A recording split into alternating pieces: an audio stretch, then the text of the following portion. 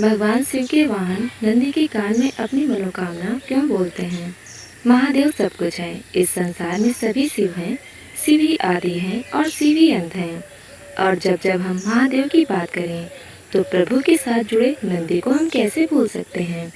जहाँ पर भी भगवान शिव की पूजा होती है उस स्थान पर नंदी को भी याद किया जाता है।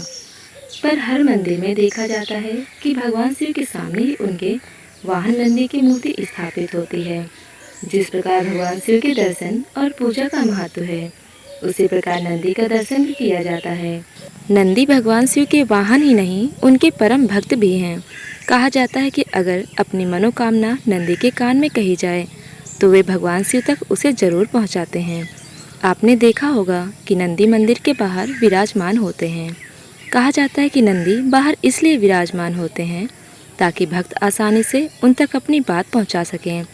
तो आखिर क्यों, ऐसा क्या है? इसके पीछे की कथा आइए जानते हैं इस वीडियो में।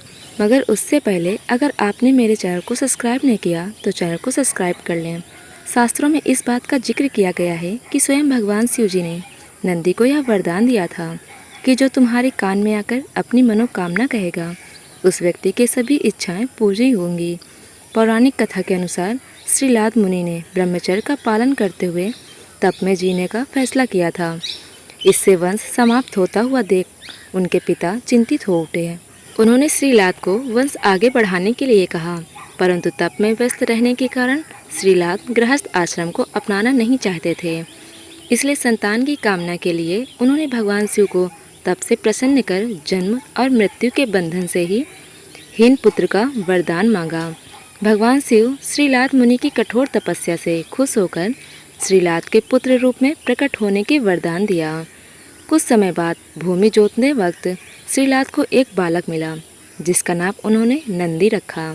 अब उसको बड़ा होते देख भगवान शंकर ने मित्र और वरुण नाम के 2 मुनि श्रीलाद के आश्रम में भेजे, जिन्होंने नंदी को देखकर भविष्यवाणी की कि नंदी अल्प आयु है।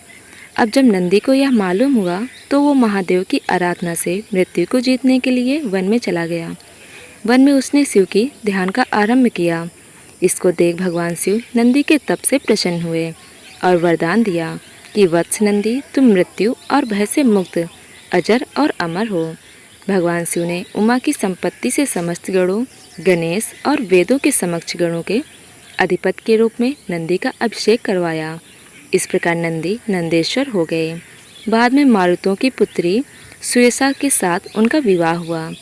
भगवान शंकर ने नंदी को वरदान दिया कि जहाँ उनका निवास होगा वहाँ नंदी भी विराजमान होंगे। कहते हैं कि तभी से हर शिव मंदिर में नंदी की स्थापना की जाती है।